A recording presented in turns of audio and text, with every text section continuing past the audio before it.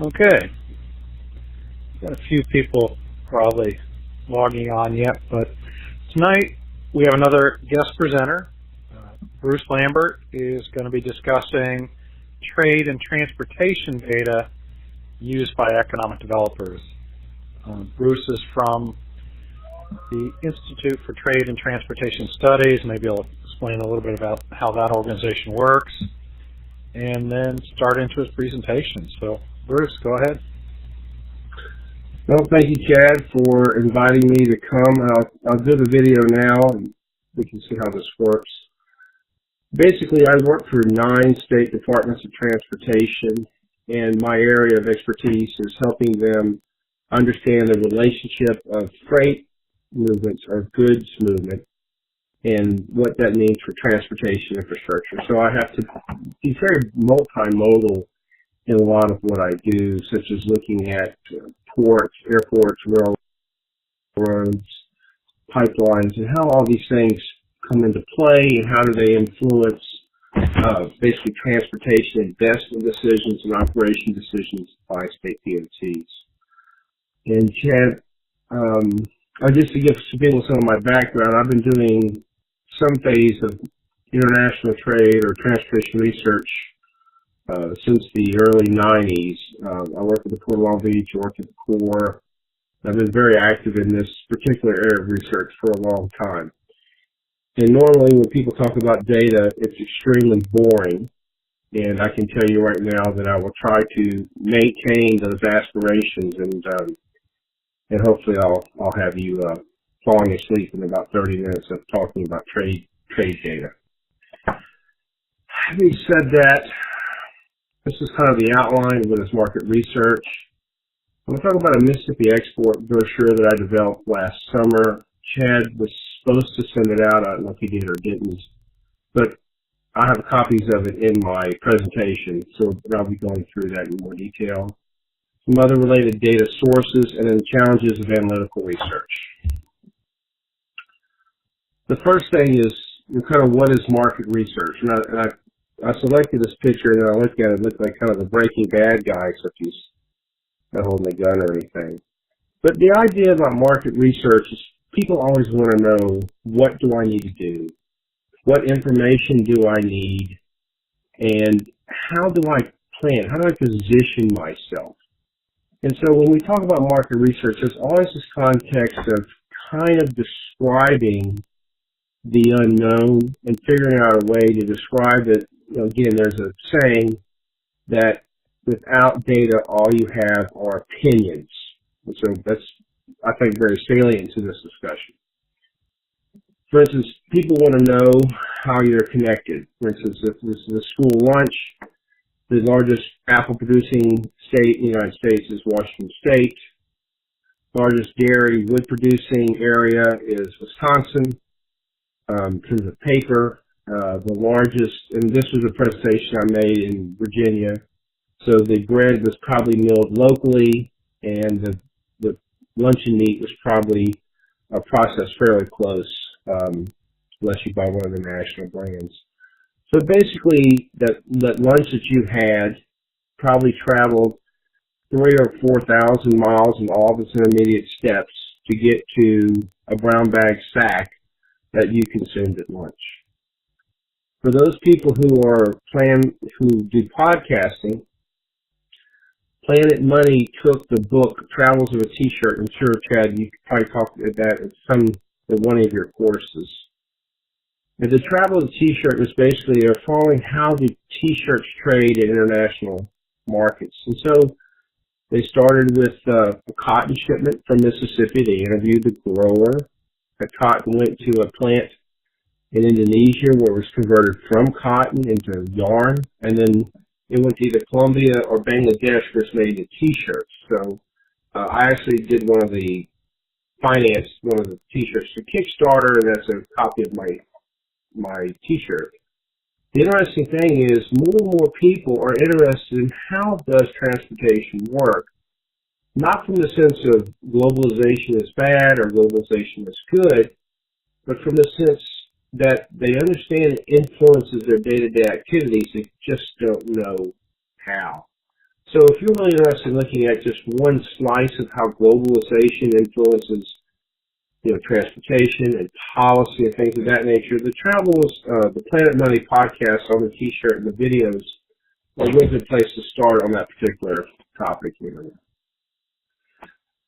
But since we're talking about transportation data, where does data start? And this is why I think it's so interesting, because when we talk about transportation data, we tend to focus on an aspect of a move. Now, I see the video, Chad. Is my audio cutting out?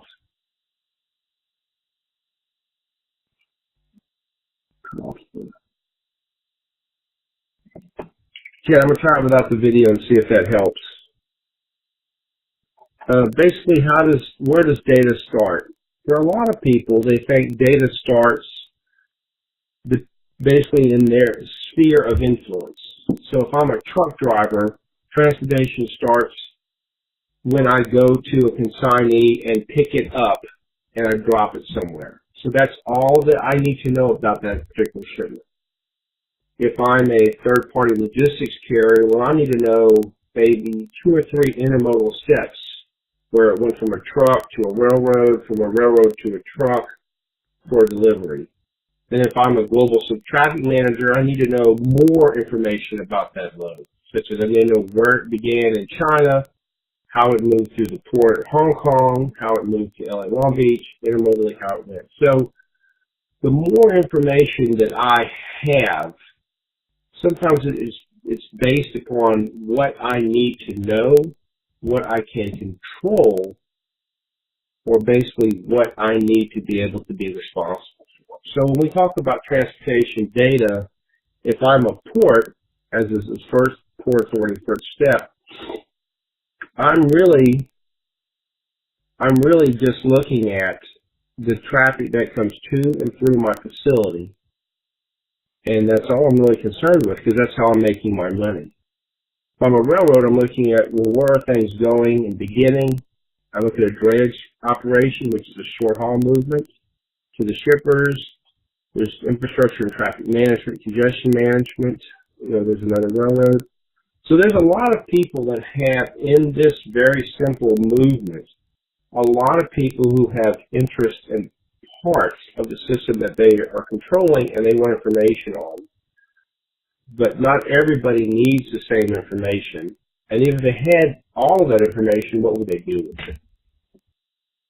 So when we go to the next thing, if you notice there's a word cloud for the state of Mississippi related to traffic, freight movements, waterways, access. And so when we're really talking about transportation research, there's a whole host of things that come into play in the sphere of research. We can talk about what are potential markets, what infrastructure is needed, and if I'm an economic developer, I'm thinking about, do they need a rail access, do they need dual rail access, how far can they be from an interstate, do they have utilities, do they have a certified site, that type of stuff. What are the emerging trends? People are talking about advanced manufacturing, talking about STEM jobs, where's my competition thinking? People want to know. But for most people, they don't really ask these type of questions unless somebody either wants an answer or it's to satisfy some type of program requirement, such as every week we do a report on this type of activity, or we do a report on this type of process, and so people will do research to answer those types of questions. Having said that, we all have a boss who sits in his office and thinks of great ideas, and they have to have these questions answered immediately. As a researcher, you've got to kind of figure out what they're talking about. So that's why I had a boss early in my career. He used to come in. Well, this guy would come in and he'd say, I want research on X. And then I would try to figure out what he was talking about. And it would take me a while to figure out what he went. And so he'd be upset because it took me, 3 or 4 hours to answer his question. And then I slowly started asking him, what is it you want? Why are you asking me this question? Is it something you don't know? Something you want to know? Is this something for somebody else? When do you want this to be completed? How much will this cost? Is this something that you want me to spend a week on, or something you want me to spend 5 minutes on? And if it's going to be longer than that, are you willing to pay for me to purchase data or do something else with it? There's always a question of who will use the data, especially when it comes down to confidential data sets or company secrets. And then the last one I think sometimes people forget is, how do they expect it to be delivered? Do they want a bullet point? Do they want something in PowerPoint for a speech? Do they want something that's just a quick summary? Do they want a 10-page report? And I found that the more I did this type of pre-thinking before I began my research, it actually helps you with your research later on. And so having said that, I'm actually going to use this as a stepping point to the brochure that I developed this summer. Because as I was developing this, I had to think through how would people use it, how would I use it, could it be replicated, could it be duplicated, is this something that people have a degree of comfort using? And so as I was developing, I had to always keep these types of questions in mind, because if somebody asks for a research piece, you need to make sure that you remain relevant and give them what they're looking for. If you provide information that's not right, then eventually they're going to say, well, you don't know what you're doing. So it's real important to always think through that type of question early on in your research. This is the brochure I developed. It's available on my website. I think Chad is going to send it out to everybody if he hasn't. But the brochure was a very simple 11 by 17 brochure, which has a lot of data in it, a lot of narrative, and it was designed to be given to decision makers, in this case elected officials at a state and national level, on why transportation and exports are related and the need to think of them in that context. But the report was designed to be a very short, concise, quick-hit document that you could print out and leave on the backs of tables or things of that nature. So as I was developing this, I kept thinking, is this research going to be relevant and useful for somebody to take and hand out in a meeting? So I'm going to go slide by slide through each of those. And Chad, I'm going to lump these elements together. So if you look at this image, I'm going to actually, we'll be taking each piece and going through it in order.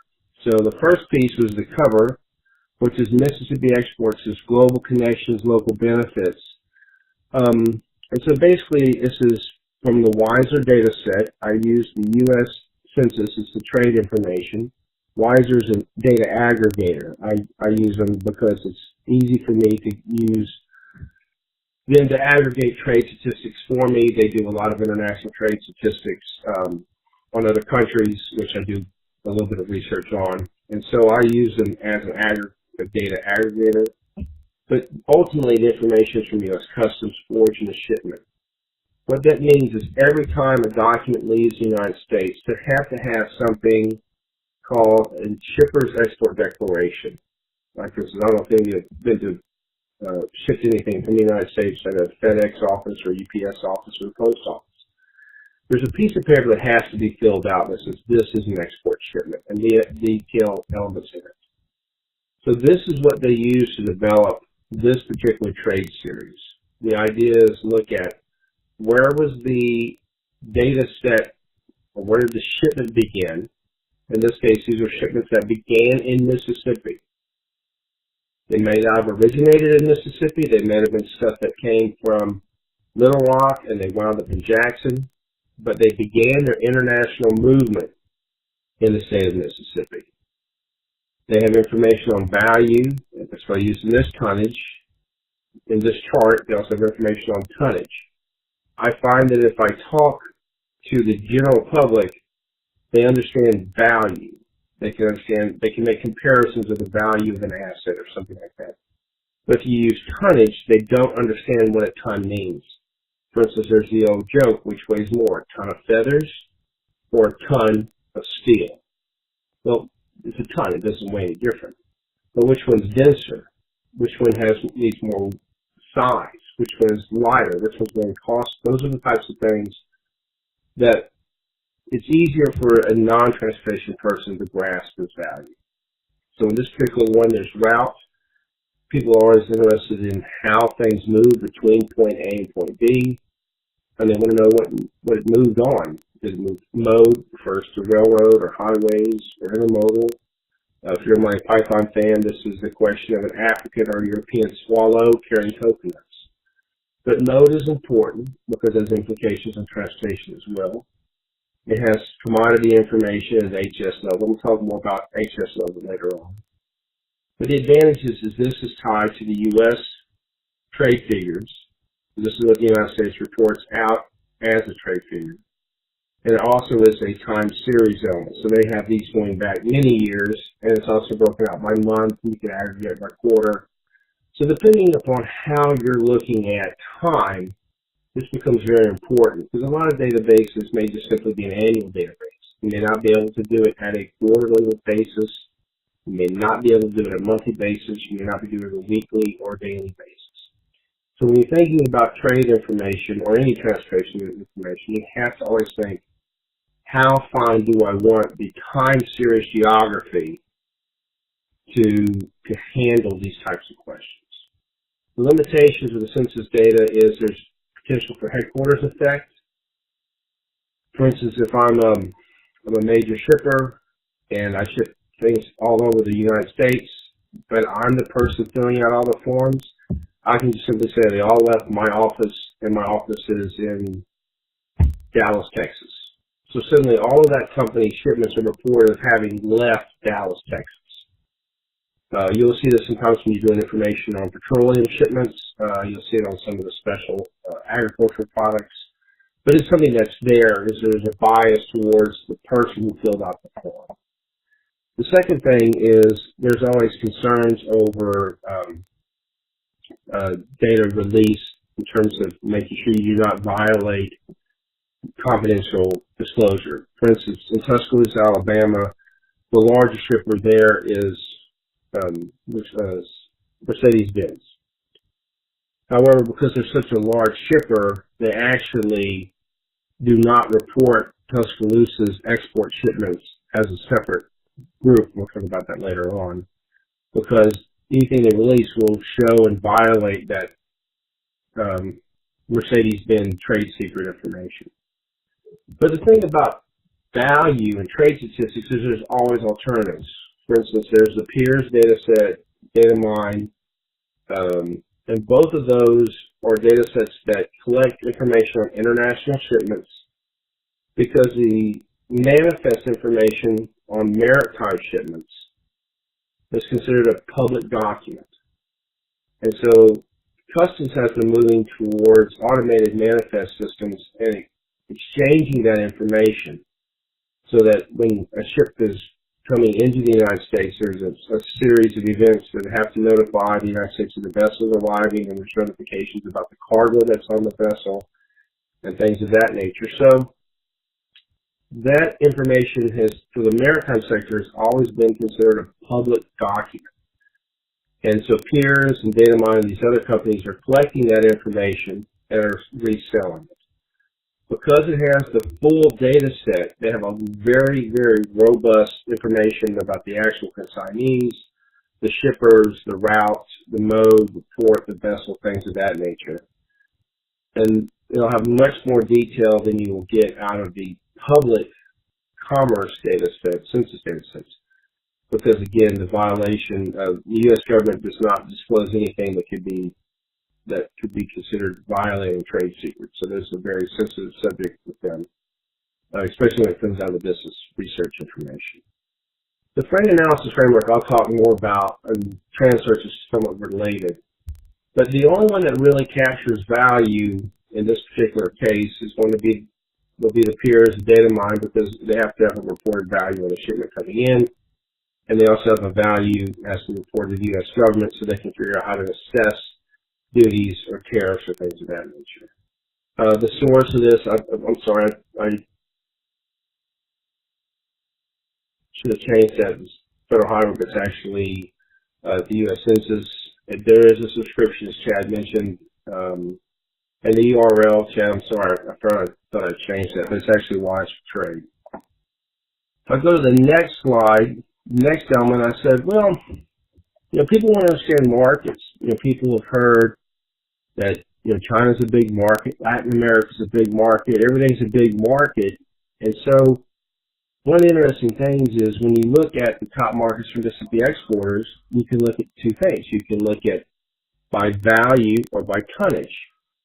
Panama shows up in both because there's a lot of petroleum that comes from Pascagoula, comes to Pascagoula, gets refined, it goes back to Panama, aviation fuel, things of that nature. So a lot of the Caribbean countries do not have their own refinery, but they import refined petroleum products from the United States, mostly from the U.S. Gulf.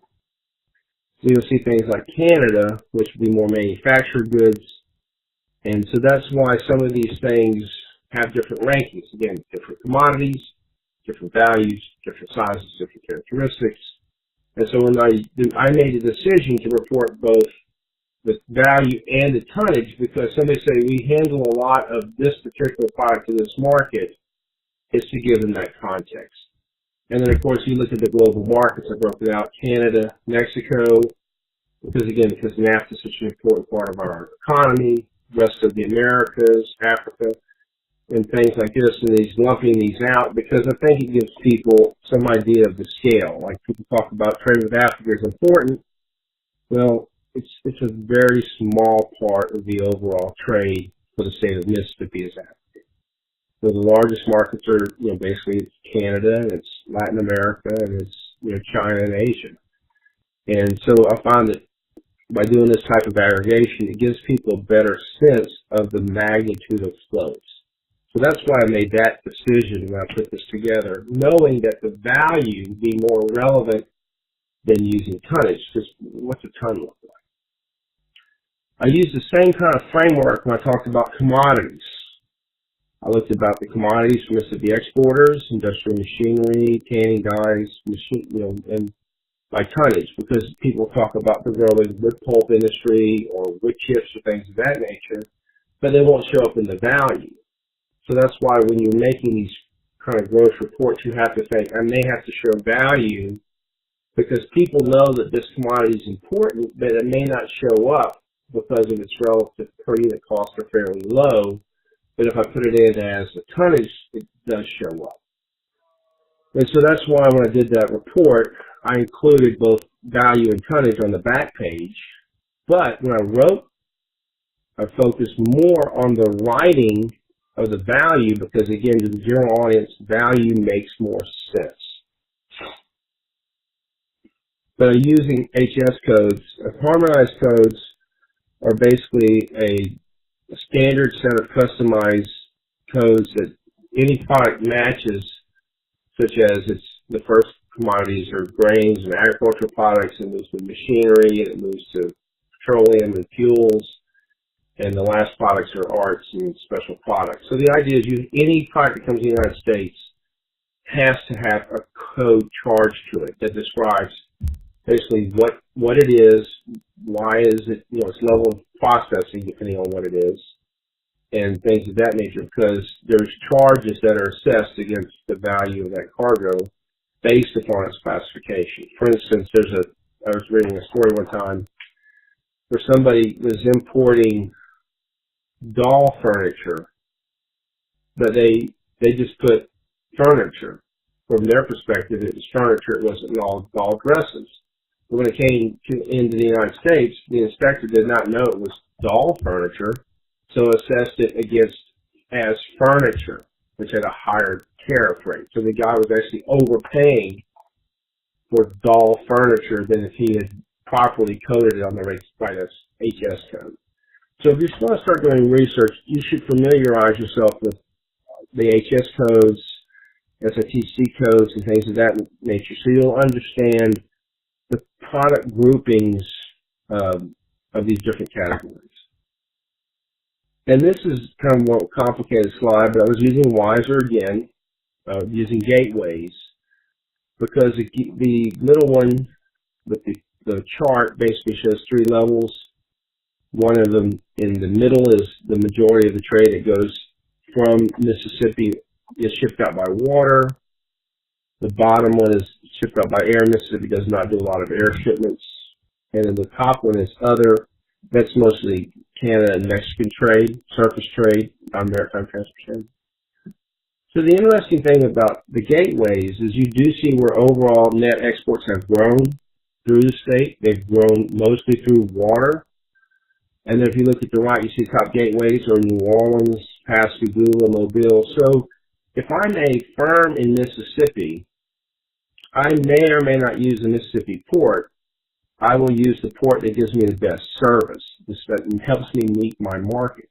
Conversely, ports also are very dependent upon handling a lot of cargo for a lot of different reasons. So, for instance, Port of Pascagoula services cargo that goes up to the Sault Ste. Marie in Ontario. It handles cargo that goes to Little Rock. So these ports have a geography and certain supply chains that they handle, just as the shippers are going to look for the port that's going to give them the best interaction. So if you look at, again, I use the wiser. I said, okay, I want the state. Again, I use volume and I use tonnage, but I use value mostly for the other reports. And I looked at basically, is this going to be something that people can use? Again, I broke it out by ports, talked about the shared GDP, I talked about airports, I talked about land crossings.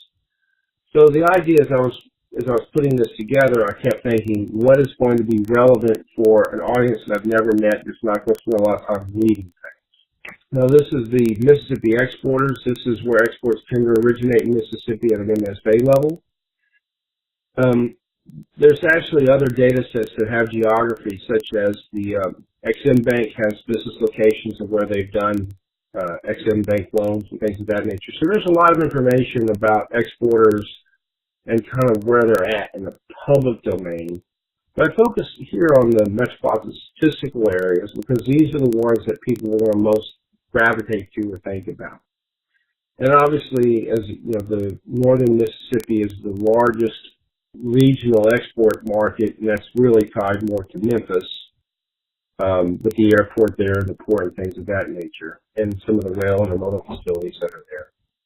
But basically, this is one that you could have gone and used other data sets as well. You could have used Peers for this, because Peers does have shipper information. The FAF does not have shipper information, but does have estimates origin and destinations of international cargoes to inland markets. Data mine's the same thing as Peers.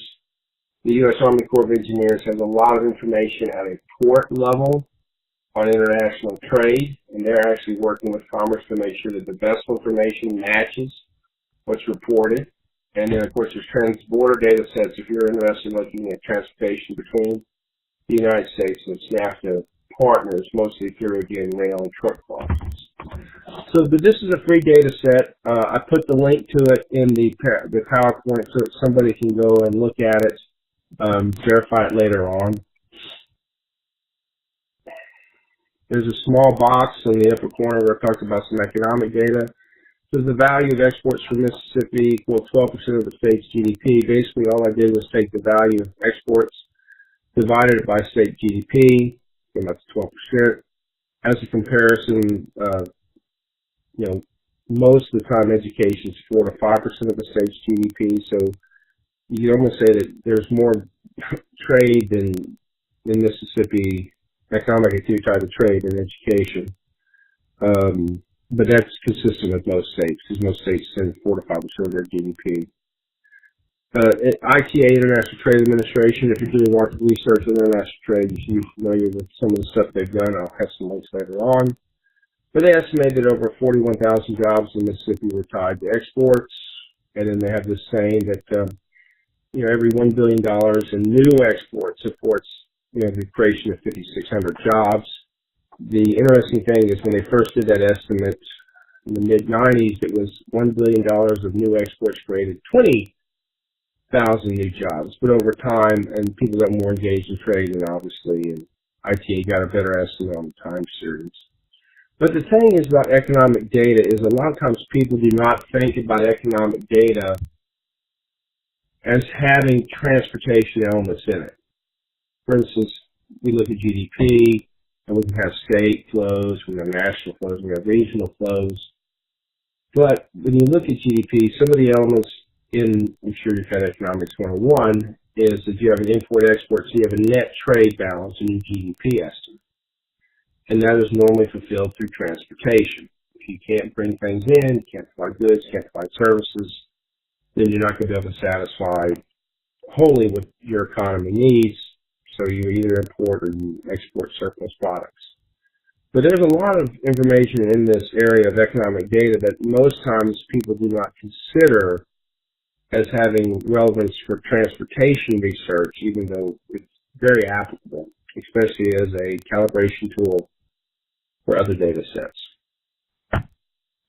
The next thing is this is just a snapshot of the wiser trade. Like, for instance, in different categories, I could have done a search on U.S. state imports and exports, district import-exports, or could have done port of entry, and it could have looked at port of entry by basically different commodity codes, different ports, things of that nature. And so this is just an idea of kind of how one data aggregator handles things. Chad, I don't know if they have access to this. I know you have a subscription. I don't know if you let them play with it or not. But another one is, this is the International Trade Administration. This is the Trans-Tasman Express. They have information available as well. They do not have the same level of detail available to them because they have a lot of scrub data. Both of them are using the same data sets, but the national trade data or state export data are more aggregated. And so you can find information on commodities or top markets or things of that nature, but you're not going to be able to dig all the way down through trades, through this ITA trade search, Trade-Tasman Express data set. So having said that, it's just, those are the types of things you have to think about, even though it's the same data set. How much information do I need? How much information am I going to model once I get it? Or am I going to massage the data? Am I going to add it with something else? So those are things that a researcher is going to have to think through. The next thing is I put this piece in there, talked about ton miles. Now, most people, I'm sure y'all have not heard what a ton mile is, but basically that's a measurement of system activity. And it refers to simply moving 1 ton of product 1 mile. So for instance, if I am hauling 500 tons of cargo and I'm only going 1 mile, that's a very dense use within one segment. However, take that same 500 tons, say in 1 ton, I'm just looking at 500 miles, well, that's very little use of the overall aggregate system because it's just such a small volume of activity of cargo. So ton mile gives you a better estimate than tons, which is again a single unit of measure, or value, again another single unit of measure. The ton mile shows you really how much is being used over the system. So that's why when I went to this particular point, I didn't use tons or value, I used ton miles, because it better shows how much is really being used, how much cargo is moving over the system. And for the case of Mississippi, most of Mississippi's cargo actually goes over other ports from a ton miles perspective, because they have to travel further to get to them. So conversely, other states have to use Mississippi's highways and railroads to get to the Mississippi ports to export. I list an alternative here, which is the commodity flow survey. The commodity flow survey, we'll talk a little bit more about that, I just want to introduce you to it now, is basically tied to the economic census, comes out every 5 years, but it's a component of the freight analysis framework. Different focus, different data elements, but it's just something that you need to be aware of. This is a snapshot of the freight analysis framework portal. So you can see there's a data tabulation tool, there's state summaries, and there's a series of data sets that you can go and look at and review and download. And each of these are available, again, at a certain level of geography. It's very high level geography. For instance, Mississippi, Arkansas is just simply the state of Arkansas. For Louisiana, it's Louisiana. Baton Rouge is broken out, and New Orleans is broken out, but the rest of the state is not. Mississippi is broken out. Jackson's not broken out, but Gulfport is.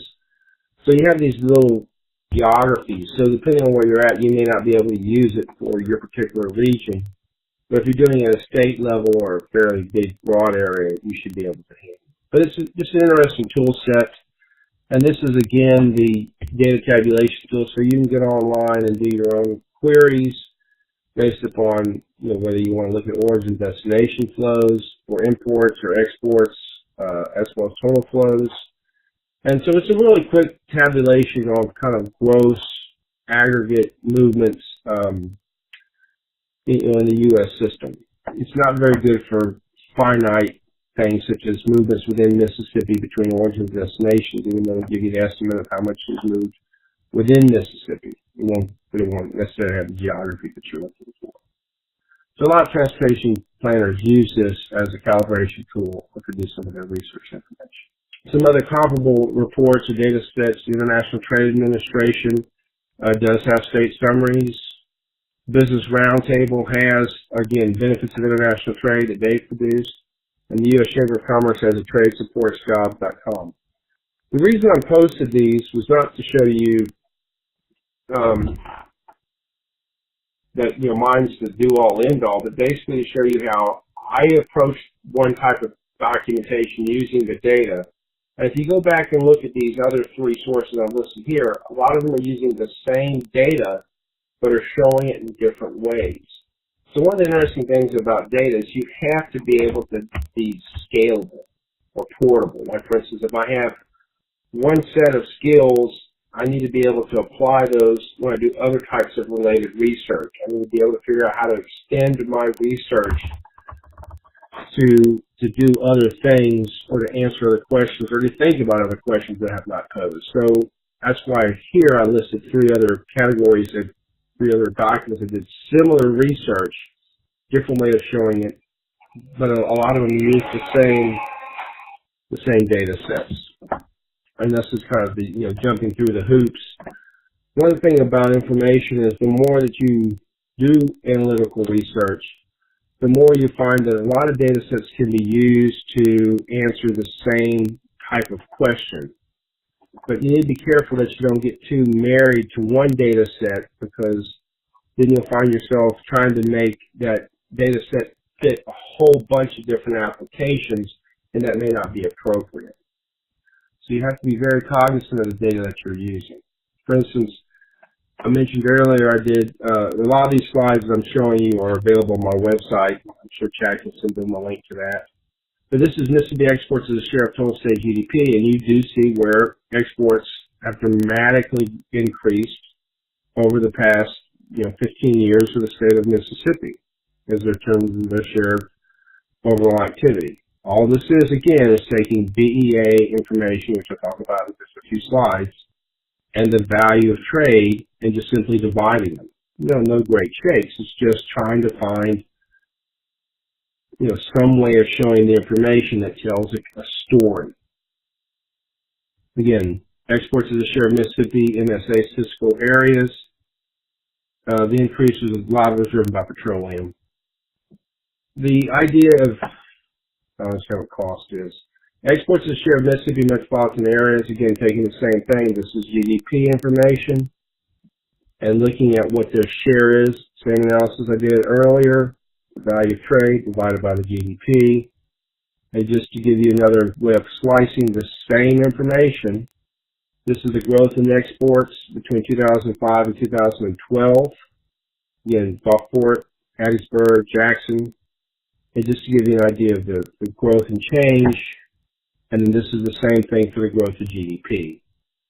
So once you get one data set, you may show different elements of it in different ways. You may say, well, I really want to show a time series, 2005, 2012, or I want to show a share, or I want to show something like that. So as you get more comfortable with the information, you should be able to say, how will this help me tell the story? Because that's really what you're trying to do with information, This helps somebody make a better decision. For instance, again, talking about BEA, Bureau of Economic Analysis, they have NAICS codes. I'm sure that y'all got into that when we talk about location quotients and things of that nature. But basically for Arkansas, if you look at their industry, Arkansas, over almost half of their economy is in good producing or goods consuming activities, which basically means these are companies, these are industries that require some physical movement or shipment of a product, either as a receiver or as shipping it out, such as construction industry, agriculture, things of that nature. And it's actually higher than the U.S. average, because again, the U.S. tends to have more service industries, things of that nature. So again, this is the same data set. One is comparing Arkansas to different, the U.S. or the Southeast, and the other one is just simply taking that slice and breaking it out into the various sectors, manufacturing, retail trade, things of that nature. Again, the same data set, one showing it as a comparison to other states, and one showing it as a comparison within itself. So as you're doing your research, think through that question, can I take this data set and show these type of significant activities? I mentioned the commodity flow survey earlier. The commodity flow survey is the origin of the freight analysis framework, and it's basically looking at all the different modes by value, by ton miles. And so these are, again, if you're doing research on transportation use, on transportation markets, these are important data sets to be available to know. Like, for instance, you can look at how many modes, you can look at origin destination flows, and because it's tied to the U.S. Census, you have a lot more information that you can use as a kind of a multiplier. I think I've talked about Remy or Tretis in the past, but a lot of these type of things are what's embedded in those types of relationships that come out of the U.S. Department of Commerce. And so as we start going through this, this is a map from the freight analysis framework, again, taking all those origin destination flows, routing them over a network to show people basically two levels. There's two things of information here. The first one is what's the major roads that services the state of Arkansas. And the second one, what's the thematic layering, the shading layering, is what's the most important markets for Arkansas businesses. So it's, as with most cases, it's regional. For most cases, the state, their largest trading partners are basically their neighbors. All data is only as good as two things: its source and its user. For instance, there's always a joke about how many monkeys in a room typing up Shakespeare, and eventually, if you have enough of them, somebody will type up, Othello or Romeo and Juliet or something. But also the other side of the coin is you have to think about the user of the information. For instance, if I gave, everybody thinks information is wholly available and it's free and it's anybody can use it, anybody can access it. But just because anybody should doesn't mean that even though you may access it, you need to be cognizant of the limitations of what it may or may not do for you. So anyway, key to evaluating data usefulness, I know that over the course of this lecture, Chad's going to be showing you a whole bunch of different data sets. But there's always this trade-off of evaluating data. You have to understand what's called the metadata, which is, the data about the data. Why does the data have these elements in it? Why does it not have these elements? And things of that nature. But basically it boils down to, a number of things. When was it collected? When was it processed? And when is it used?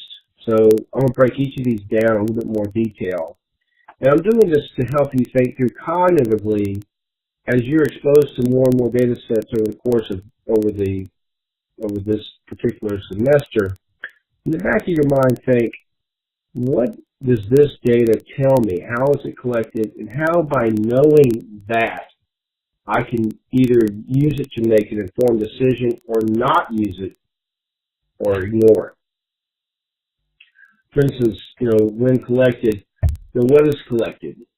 Do I have information on units, value, things of that nature? For instance, a lot of times in the United States, we talk about, importing fruits and vegetables, but the reason that bananas come in banana boxes, I'm sure it's in banana boxes in the store, that box weighs 40 pounds. And it was set at 40 pounds because in the days when they shipped bananas by bunches, the average bunch weighed 40 pounds. So when things got unitized, they kept that 40 pound as a metric. In fact, the word ton itself has origin of wine being shipped from France to England, and a ton was what they used to measure how much wine was being shipped. So there's always this question of how is it collected? If I'm looking at the number of cars, that's one thing, or am I looking at the value of cars? For instance, if I say the Port of Jacksonville imported 5,000 cars, that means something. Or I said the Port of Jacksonville imported $50,000 worth of car, that means something else.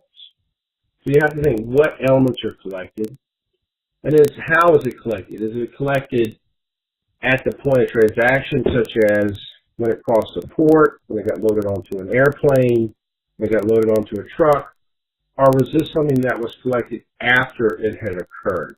This is so, for instance, the shipment's already been arrived and been processed, and now the data about that shipment takes place. When is it collected? Is it monthly? Is it per transaction? Again, international trade statistics are collected on a transactional basis, but you have other people that will file monthly reports on activities, such as in the railroad industry, if you look at terminal productivity data sets and things of that nature. And then finally, it's this mandate of who's collecting it. A lot of the information in the United States is collected by congressional authorization, which means that its ultimate goal has to meet the statute that created that data program.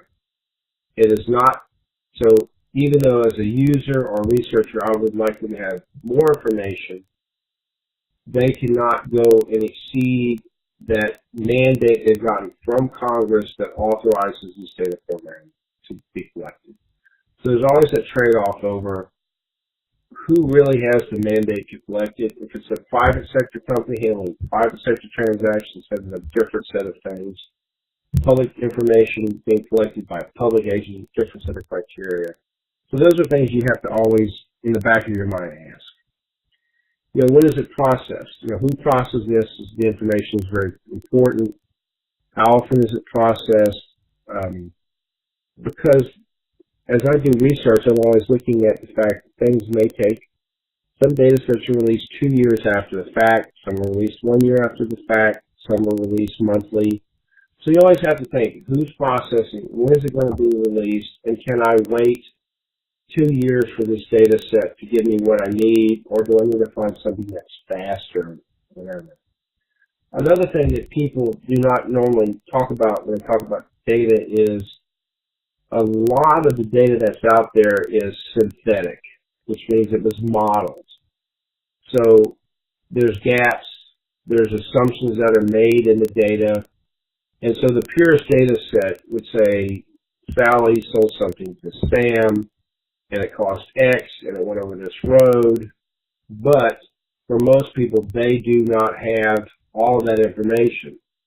They might know that Sally sold it, but they didn't know who Sally sold it to. They might have known that something went over the road, but they don't know if it went from Sally or went to Sam. So a lot of data is modeled because of the complexity of transportation activity. So when people are selling you data sets or they're selling you things, it's something that you always have to think about is how much of this is synthetic or manufactured or filled in the squares versus how many of this is primary or secondary data that was collected closer to the actual point of transaction. The final thing that I always find interesting is, is the data used by the people that collect it? Normally, a lot, especially in the public sector, a lot of people collect information, but they don't use it, they don't analyze it, they don't do anything with it. So in a sense, even though they know a lot about the data, they don't know what that data tells them. Other people have to do the story. That's the classic example of the statistician where tell me all this information and he can rattle you off a lot of stuff about the data, whether it be coefficients of variance or things of that nature. But he really can't look at the data and tell you why that's a relevant story. Because again, he's not thinking in an analytical framework. The second thing is how much additional post-processing is required. So some data sets are available as a flat file. Some data sets have to have parent-child relationships set up to really use them, and things of that nature. And of course, this bottom, what is publicly or privately released. If I'm doing research on data that's within my company, I'll have greater flexibility to do more than information that I've gotten from the second party or third party, or information that's I've just gotten off the web. So you always have to be aware of not only Bruce, you have some questions in the chat box, but also how the users of that data or the collectors of that data use the information. That's just important sometimes to know about the data set. Kind of knowing your sources. So mandate to keep the information up to date. The mandate is to collect it in the cycle upon which it's expected. So they do keep it up to date. There's occasionally data sets that go out of funding, especially at the federal level.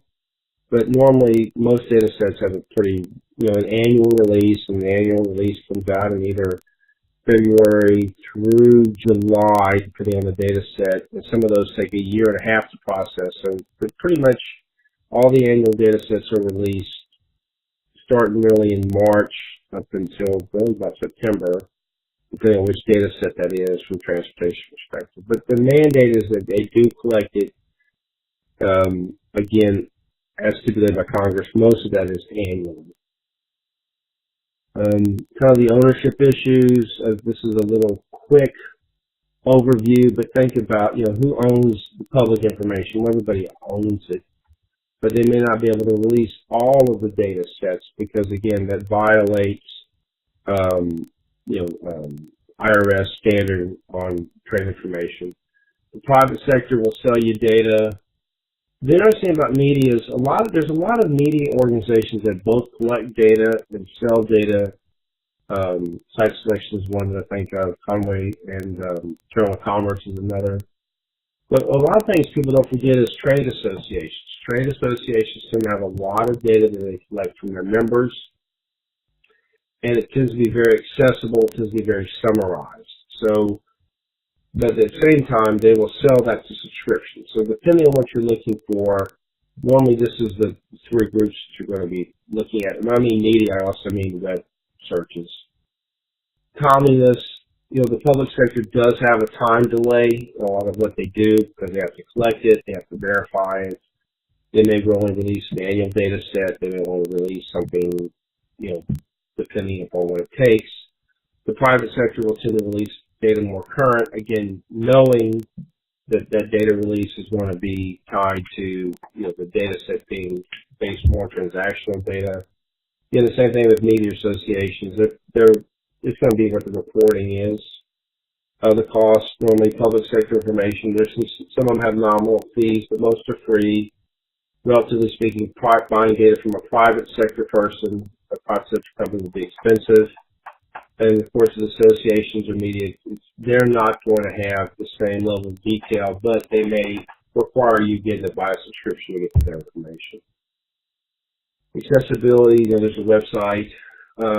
With the private sector data, you're not going to get it unless you know somebody. They may give you a free data set or exchange data with you. When I was a researcher at Fort Long Beach, I had a lot of people that we exchanged data sets informally because we had particular research things. Everybody kind of always owed somebody something because everybody needed data that somebody didn't have access to. But normally, those are all things that you have to weigh as to access to data. The details, normally the public sector is going to have more information than they can release. The private sector will release everything they can, depending on how much you're willing to pay. And associations, again, it depends on what their members have submitted to them. A lot of associations do annual membership surveys, and that's a great source of information what kind of the state of the industry, but again, you may have to be a member to get access to that. But what is it collected for? The public sector information is collected for regulatory revenues, again, looking to see if people are have paid the correct duty or they've paid the correct fines or whatever, the government permits. And of course, the idea of helping them align spending obligations. The private sector normally collects it to help people make spending decisions, whether that be building a facility, making investment decisions, things of that nature. Sometimes it's collected to help them with regulatory submissions. Basically, the media just says it as reporting, and associations normally collect this for their members. So the associations, in some sense, can have more information than you realize. It's just what they release is going to be very constrained by their relationship with their members. Some of the limitations about transportation data is various sources of information, and none of them count things the same way. Again, I mentioned the doll situation earlier, but rail intermodal is different than rail. It's different than a shipment on a waterway. So you have all these commodity groups that are just all over the place. So you always have to think about, how do I take these data sets and merge them so that there'll be a consistent kind of big data problem. There's little consistency of data because a lot of these data sources are collected in different time frames by different people. There's always question Thomas, as I mentioned earlier. But the last three are the things I think a lot of people don't think about. There is definitely a learning curve in understanding transportation data, both what it can and cannot do. And so you need to be very cognizant of that. I'll talk about it a little bit later on in more detail. And then there's always, is it the right tool for the job?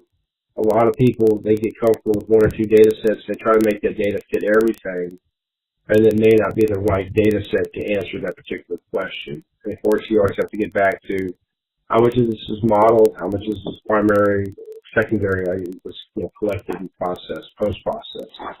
So those are things you have to think about when you're evaluating a data set. Do not apply for this job as a researcher unless a good researcher needs to be creative, needs to be a storyteller, needs to be curious, needs to be current. The thing that I find about all these be creative storyteller is most of the time people will ask you to give them information under the decision, and what they're really asking you for is to help them understand something. So that's why I put these two separate off. A good researcher has to understand the question. Has to understand, what are they asking? Why is this important? But you also have to understand what that you can't answer, or what is not going to be relevant for them. And the final thing I was going to say on this is basically discover data sets. As you're doing reading or you come across a data set you're not familiar with, take 20 minutes and just go online and research it, because you'll be surprised how many new data sets pop up all the time, and you may need that one data set to answer that one question. But if you don't actively put them in your bag of tricks, especially as big data and other things are changing so fast, you need to always be able to look out for, is this data set going to help me answer this question? And as you do your reading and come across a data set, you say, well, what is this data set? They use it to answer this question. Is it going to help me answer some other question that I didn't think of? So my challenge to you is really you have to think through this data as being kind of that puzzle of the game of doing research, because a lot of people do not fully appreciate the value of research. But again, that's just the risk that you take when you do this stuff. Cautionary tale: you must assume when anybody asks you to do research that they've already searched online. They've already done 20 minutes of Google and they got frustrated and they couldn't find the answer they were looking for. You have biases that exist. People say, well, I don't want to use that data set, or I don't think that the information is really what you need. I need this particular thing, and it may not be relevant, or you may not be. Another thing, they may possess low expectations about data intelligence. A lot of times people say, hey, I want to buy this data chart for $500. And, well, why do you want it? Well, I just needed to put it in a chart or something like that. So they really don't want the information help them make a decision. They just want something to help confirm a bias they already have, or because they want something that is convenient, but they're not really looking at that data as being anything. People don't want to hear about the data quality issues. Don't hand somebody a document and say, hey, well, you can use this data, but here's all the caveats, because they're not interested in hearing that. And they understand the answer. You know, they know what they want the answer. The old question of what is art? I don't know what it is, but I know it if I see it. And a lot of people, that's the same way with data. So as you're doing this type of research, you have to always be cognizant of the fact that people, you know, they have biases in their own mind. They have biases in what they want to see, and they know what they want. But as a researcher, you have to think through how do I answer that. But yeah, that was my final slide. So now I'll get to discussing target warehousing distribution. If you're looking at from the site selection criteria, you're going to be looking at basically flows and businesses. So if you're looking at the international trade stats, you might be looking at the NSA information to see what commodities have been growing out of my neighboring NSAs. You know, where their market's going, where they've been competitive, and then you could take that and you can also look at the Ex-Im Bank and see where Ex-Im Bank loans have gone, because they can tell you kind of where the loans were for, because again, it's all documents. More Ex-Im Bank loans are going to small companies as opposed to major companies. So again, they'll tend to be businesses that are smaller businesses, small to medium-sized enterprises in the 500 employees. But they'll tend to be more regional. So you could be looking at the MSA information coming up with the Ex-Im Bank loan information and get a better idea. And you can match that up against basically some of the information coming out of the Bureau of Economic Analysis. You know, it's a fairly dated, you know, it's a couple months behind. At the state level, it's even more delayed. But you can use that to say, where are the export commodities coming out of my region and my competitive nearby regions, to do that type of analysis. And then you can look and see, are my industries in that particular area growing faster or not growing as fast as these areas from these export markets. The second thing is foreign direct investment. Now, Chad, when you mentioned foreign direct investment, I know we're not having a dialogue, but I always break it down as to two different things. One of them is I call the home run foreign direct investment, which is the mega site, the mega project. The second one is what I call the ancillary foreign direct investment, which is, you know, everybody is looking for the next Toyota plant or the next Airbus plant or Boeing plant or things of that nature. Spent a lot of time on it. But then there's a lot of ancillary foreign direct investment that comes in. You know, they'll buy a machine shop of 50 people. They'll locate near a major market because they have a customer, an already existing customer from their country there, and they'll locate there. So if you can see where there's trade patterns emerging, then you can have a better idea of where people, you might be more attracted to people who suddenly see imports from Korea. Again, this was the case with Kia.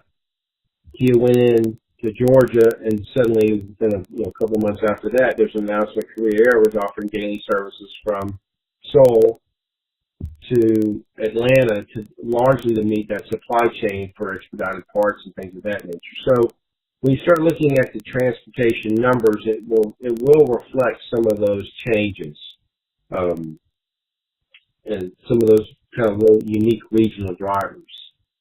My information is up here. I do a newsletter. I have a lot of state statistics and do reports and presentations all posted online. Thanks, Chad. I'm going to go ahead and cut off now unless there's any other burning questions at the last second. No, I appreciate it, Bruce. We'll touch base about some of these other things we have going on. Okay, sounds good. Well, that's all. Okay, take it easy. That's all for tonight.